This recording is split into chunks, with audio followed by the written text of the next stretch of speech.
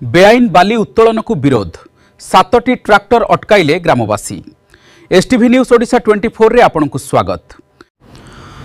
मयूरभंज जिला उदला तहसिल भीमताली बाली घाटरे बेआईन बाली उत्तोलन को नहीं तीव्र उत्तेजना। निर्धारित लीज अंचल बाहर नदी आड़ू बाली उठा जाउथिबा अभियोगरे ग्रामवासी ताती उठी 7टी ट्रैक्टर को अटक रखिथिले। ग्रामवासी अभियोग अनुसार लीजधारी निर्धारित सीमा उल्लंघन करी नदी आड़ू व्यापक भाव बाली उठाउथिले। एथिरु चाष जमी नदीगर्भ को बुड़ीजिबा आशंका सृष्टि होईछि। ग्रामवासी एवं बाली उत्तोलनकारी मध्य कथा कटाकटी होइथिला। गाड़ी अटकईलु आमर नदी आड़ी काटी देइछथि बोली जे माने बालीघाट नहीं नदी आड़ी काटी देइथिले से आम गाड़ी अटकईलु ना आम से नहीं तो शुण देखिलु शुणिलु एतले आसिक ऑब्जेक्शन कलु गाड़ी अटक करूँ से गाड़ी 8-10टा खंडे थिला भितर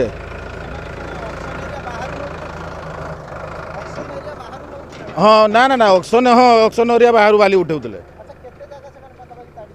ताड़ी दुई जगह ये ताड़ी दी पूरा माने विराट खाल कर दी जगह सारा है समाधान है। अन्यपटे घटना को नहीं प्रशासनर नीरवता को प्रश्न करिसेंती अंचलवासी।